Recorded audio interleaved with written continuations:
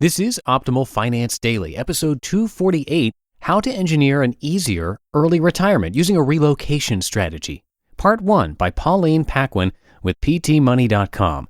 And I am Dan, your host and narrator here on Optimal Finance Daily, and this is where I read to you from some of the best personal finance blogs anywhere.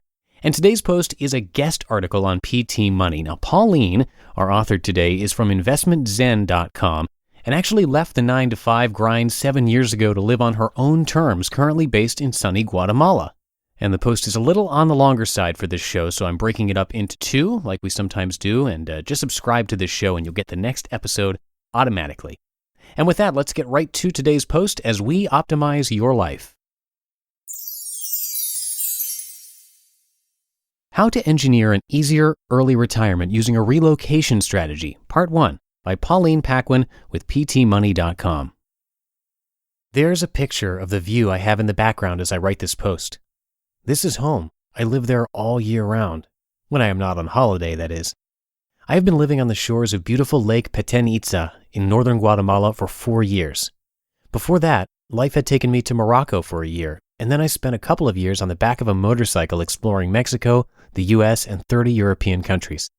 Being financially independent allowed me to design the life I wanted and leave my cubicle at age 29. My original freedom date was at age 40.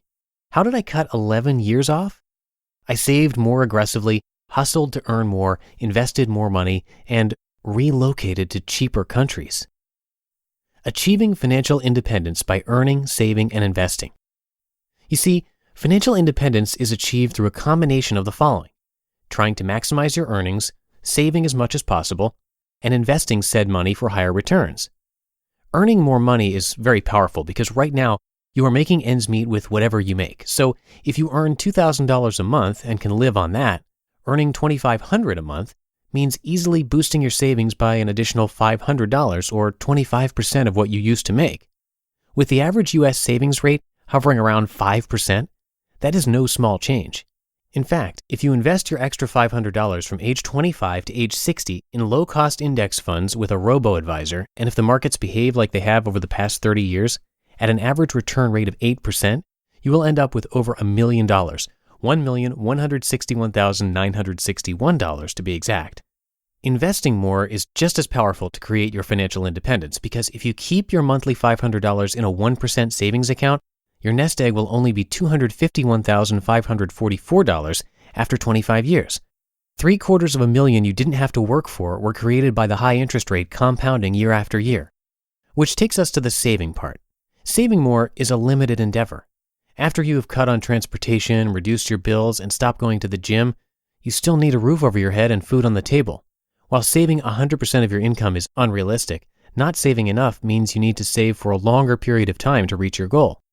Now, we just said that if you can save $500 per month for 35 years, you can have $1 million while only saving $250,000 of your actual cash. But if you are a high earner and manage to save the same $250,000 in, say, 5 years, it will still take 18 more years for it to turn into $1 million, assuming our 8% rate of return. Relocating abroad can help. So what can we do with today's nest egg to accelerate financial independence? You need to be able to live on less, and that is where a drastic measure, such as relocating abroad, can help greatly. In Guatemala, I paid cash for that lovely lakefront property. The price tag? Only $50,000 at the time. It bought a small thatched house in bad shape and spent around $80,000 over the following years, renovating it and building a couple more independent units to rent to travelers. The decision to buy the house came after 2 years of travel on a motorcycle, my only possessions fitting in a small side pannier. The other side contained my partner's stuff, and the top tank our spares, tent, and sleeping bags. I wanted a place to call home and emotionally wanted to own it. $130,000 is expensive if you consider you are missing out on $5,200 a year of passive income, assuming a safe withdrawal rate of 4% from your investments. So if your sole purpose is to bring your retirement date closer, you could stick to renting. On top of the emotional aspect, though, I collect around $1,000 a month in rental income, so it works for me. Nevertheless, for a hassle-free retirement, let's get a rental. In Guatemala, you can rent a nice 2-bedroom house, fully furnished with HOA, internet, and water included for $500. Your electric bill should come to around $50. You'll need $100 per person to eat a balanced diet, and $200 will give you a nice leisure budget. so it can be done for under $1,000 a month. A $12,000 yearly budget means you only need to save $300,000 to be able to retire. Now I need to explain something here. Retiring abroad for the sole purpose of saving money is insane. You can rent a $350 place in the Midwest, coupon your way through Walmart, and still manage a sub $1,000 monthly budget in the US. No visa requirements, no language barriers, no missing Thanksgiving. However, your quality of life will be inferior to that of a lower cost of living country. And if you try to live on less than $1,000 in New York or the Bay Area, I wish you luck. To be continued. You just listened to part 1 of the post titled How to Engineer an Easier Early Retirement Using a Relocation Strategy by Pauline Paquin with PTMoney.com. And we'll hear the rest of that in tomorrow's show. Now, if you're enjoying this podcast and want to help keep us going for as long as possible, there are all sorts of things that you can actually do, both big and small, that will make a big impact. We put a list together over at oldpodcast.com. Just look for the How to Help page, or you can go directly to oldpodcast.com/support. We very much appreciate it. Now, tomorrow we're going to continue this post as promised, so stay tuned for that in the Thursday show, where your optimal life awaits.